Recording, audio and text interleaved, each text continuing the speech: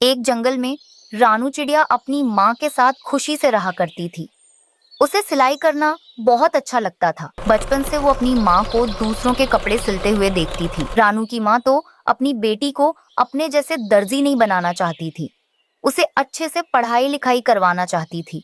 रानू तो अपनी माँ की एक न सुनती थी, वो तो दर्जी के काम वाली किताब ही पढ़ती थी। जब रानू की माँ घर पर नहीं रहती, तब रानू अपनी माँ का सिलाई मशीन लेकर चुपके से पक्षियों के कपड़े सिलती थी। रानू बेटा, मैं तुम्हारे लिए सुबह शाम मेहनत कर रही हूँ ताकि तुम अच्छे से पढ़ाई लिखाई करो, लेकिन तुम तो बस मेरी तरह दर्जी बनना चाहती हो।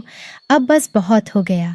मैं तुम्हारे पढ़ाई के लिए पैसे जमा नहीं करूँगी, बल्कि उन पैसों से मैं तुम्हारी शादी अच्छे से कर दूँगी। माँ, आप मेरे साथ ऐसा मत कीजिए।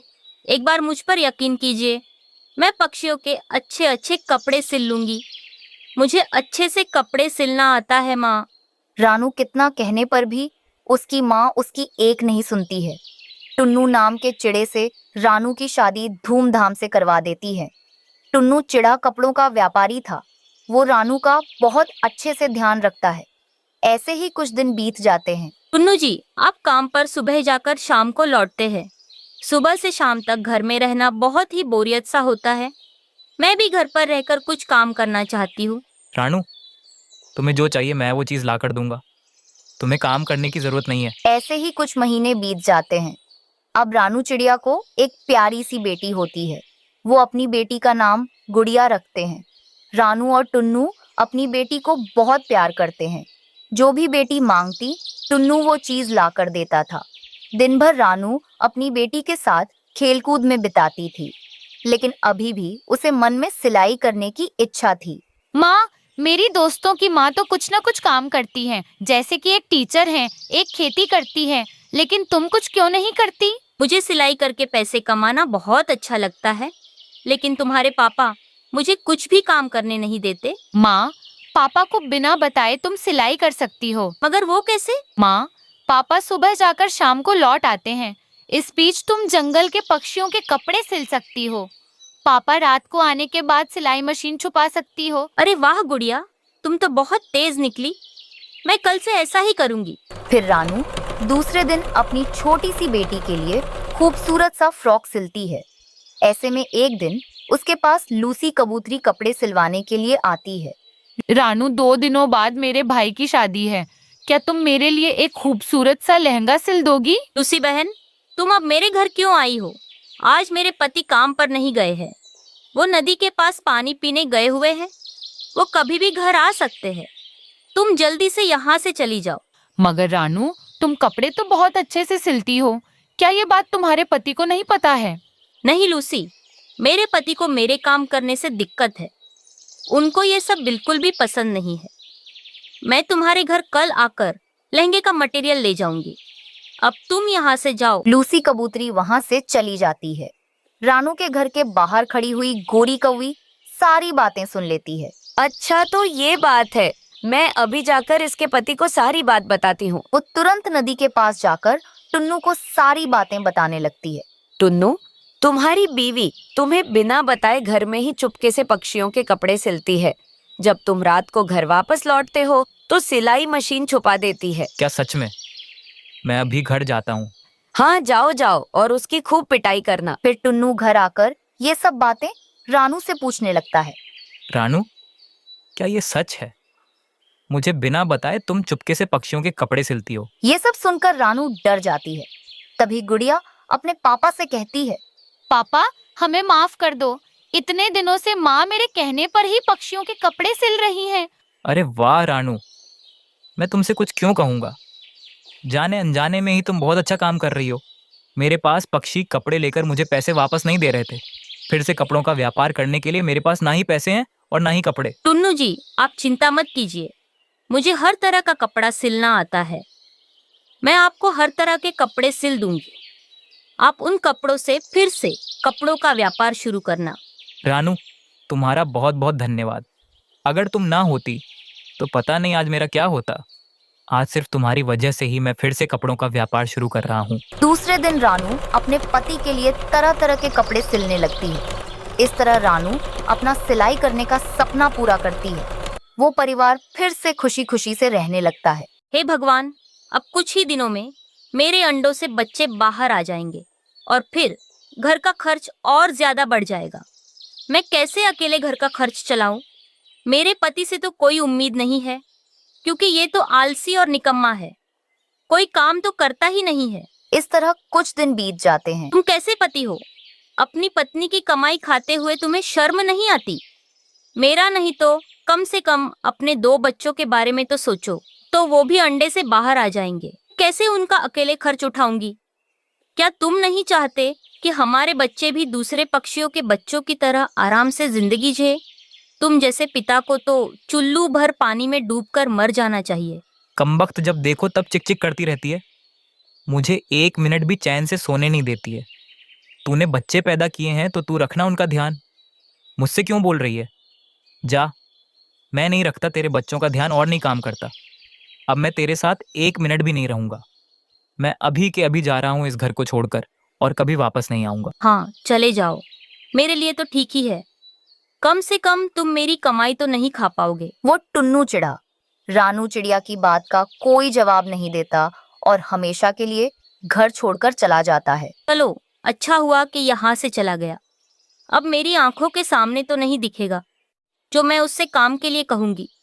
वैसे भी यहाँ रह रहा था, फिर भी वो मेरी कोई मदद नहीं कर रहा था। सारा काम तो मैं ही करती थी, अकेले कमाकर भी मैं ही लाती थी। कुछ दिन बीत जाते हैं और रानू चिड़िया के दोनों अंडों से बच्चे बाहर आ जाते हैं। मैं अपने बच्चों को वो सभी खुशियाँ दूंगी जिनके वो हकदार है। क्या हुआ, इनके पापा नहीं है तो मैं अपने दोनों बच्चों को माँ और पापा दोनों का ही प्यार दूंगी। उन्हें कभी किसी चीज की कोई कमी नहीं होने दूंगी और अपने बच्चों को प्यार से रखूंगी। ऐसे ही कुछ महीने बीत जाते हैं। बारिश का मौसम शुरू हो जाता है। कई दिनों तक लगातार तेज बारिश होती रहती है। ये बारिश तो कहर बनकर बरस रही है और रुकने का नाम ही नहीं ले रही है। बारिश की वजह से मैं तो काम पर भी नहीं जा रही हूँ और तो और घर का सारा राशन भी खत्म हो गया है। मैं तो भूखी रह लूँगी, लेकिन अपने छोटे छोटे बच्चों को भूखा नहीं देख सकती हूँ। वो अभी छोटे हैं, वो भूखे नहीं रह पाएंगे। मम्मा, आप क्या कर रही हो? मुझे बहुत भूख लगी है, मुझे जल्दी से कुछ खाने को दो। अब मैं और भूखी नहीं रह पाऊंगी। गुड़िया, मेरी बच्ची, तुम थोड़ी देर रुक जाओ। हो सकता है कि थोड़ी देर में बारिश रुक जाए, फिर मैं तुम्हारे लिए खाने को कुछ ले आऊंगी। अभी तब तक तुम पानी पी लो। नहीं मम्मा, मैं पानी नहीं पीऊंगी। आप 2 दिन से सिर्फ हमें पानी पिला रही हो, भोजन तो खाने के लिए दे ही नहीं रही हो। मम्मा, अब तो आप चली जाओ। मेरी बेटी गुड़िया, मैं मजबूर हूँ। मैं इतनी बारिश में बाहर जाऊंगी तो जाऊं कैसे? काफी देर तक भी बारिश नहीं रुकती। देखो, अब तो बारिश भी नहीं रुक रही है। ऐसे क्या हम भूखे बैठे रहेंगे? हाँ मम्मा, अब तो मुझे भी बहुत भूख लग रही है। मम्मा, कुछ खाने के लिए लाओ ना। ठीक है मेरे बच्चों, मैं जाती हूँ। जब आपको इतनी भूख लगी है तो मैं पड़ोस वाली गोरी बहन के घर पर पूछ कर आती हूँ। तुम दोनों घर पर ही रहना। रानू चिड़िया तेज बारिश में भोजन के लिए निकल जाती है और गौरी के घर आकर आवाज लगाती है। गोरी बहन, अरे ओ गोरी बहन, जल्दी से दरवाजा खोलो और बाहर आओ, मेरी मदद करो। रानू, क्या हुआ? इतनी तेज बारिश में तुम मेरे घर क्यों आई हो? क्या बात है? गोरी बहन, मैं आपको क्या बताऊं, बारिश बहुत तेज हो रही है, जिस वजह से मैं काम पर भी नहीं जा रही हूँ। घर का राशन भी खत्म हो गया है। मेरे बच्चे भूख से तड़प रहे हैं। अगर आपके घर पर थोड़ा अनाज हो तो आप मुझे दे दो, ताकि मैं अपने बच्चों को खिला सकूं। देखो रानू, इतनी तेज बारिश में मैं तुम्हारी कोई मदद नहीं कर सकती, इसलिए तुम यहाँ से चली जाओ। किसी और से जाकर अनाज मांग लो। रानू चिड़िया निराश होकर अपनी सहेली लूसी कबूतरी के घर के बाहर आती है। लूसी, लूसी मेरी सहेली, दरवाजा खोल। मैं हूँ रानू। रानू, क्या हुआ? लूसी मेरी सहेली, मेरे बच्चे 2 दिनों से भूखे हैं। उन्होंने कुछ नहीं खाया है। मेरे घर का सारा राशन खत्म हो गया है। अगर तुम्हारे पास थोड़ा अनाज हो तो मेरे बच्चों के लिए दे दो, ताकि मैं उनका पेट भर सकूं। रानू, जब तेरे बच्चे 2 दिनों से भूखे हैं तो तू पहले मेरे घर पर अनाज मांगने क्यों नहीं आई थी? इतने दिनों से उन्हें भूखा क्यों रख के बैठी थी? मैं अभी तुझे अनाज देती हूँ, तुरंत ले जाकर उन्हें खिला देना। लूसी अपने घर से एक बोरी अनाज लाकर रानू को दे देती है। रानू, ये एक बोरी अनाज ले जा, इससे अपने बच्चों को खिलाती रहना और तू भी खा लेना। ये अनाज कुछ दिनों तक चल जाएगा, जब तक बारिश ना रुके इससे अपना गुजारा करती रहना। बहुत बहुत धन्यवाद लूसी बहन, आज तुमने पक्की सहेली होने का फर्ज अदा किया है। मैं तुम्हारा ये एहसान कभी नहीं भूलूंगी। रानू चिड़िया अनाज लेकर घर पहुंचती है और देखती है कि घर टूट चुका है, बच्चे बारिश में भीग रहे हैं। हे भगवान, ये सब क्या हो गया? अब मैं अपने बच्चों को लेकर इस तेज बारिश में कहाँ जाऊंगी? मेरे पास तो दूसरा कोई घर भी नहीं है। मैं क्या करूं अब? रानू चिड़िया अपने दोनों बच्चों को लेकर बारिश में उड़ रही थी, तभी उसे एक खोखला पेड़ नजर आता है। वो जल्दी से अंदर आ जाती है। मम्मा, क्या हम अब यहीं रहेंगे? नहीं गुड़िया बेटी, यहाँ रहना खतरे से खाली नहीं है। ऐसे पेड़ के खोखरों में जीव जंतु रहते हैं। अभी जो भी जीव यहाँ पर रहता होगा बारिश की वजह से वापस नहीं आ पाया होगा। हमें जल्दी से सुबह होते ही यहाँ से जाना होगा। मम्मा, अब तो आप हमें कुछ खाने के लिए दे दो। हे भगवान, सुबह होते ही मुझे कुछ न कुछ करना होगा। सुबह हो जाती है और बारिश रुक जाती है। रानू चिड़िया जल्दी से कबूतर के पास जाती है। कबूतर भैया, मुझे एक टेंट चाहिए। मेरा घर कल बारिश में टूट गया। चिड़िया बहन, मेरे पास सब टेंट बहुत ज़्यादा मजबूत है, मैं 150 दाने में दे रहा हूँ। क्या 150 दाने? लेकिन मेरे पास सिर्फ 50 दाने हैं। आप 50 दाने लेकर अब भी टेंट दे दो। मैं रोज थोड़े थोड़े दाने लाकर आपको दूंगी। अच्छा ठीक है चिड़िया बहन, आप मेरी बीवी की सहेली हो, इसलिए मैं 50 दाने लेकर टेंट दे रहा हूँ। बाकी के 100 दाने आप फिर कभी दे देना। आपका बहुत बहुत धन्यवाद। फिर चिड़िया कबूतर से टेंट लेकर अपने बच्चों के पास आती है। फिर वो घने पेड़ों के बीच में टेंट लगा लेती है। वो टेंट काफी ज्यादा मजबूत था। इस तरह रानू अपने बच्चों के साथ कुछ दिनों के लिए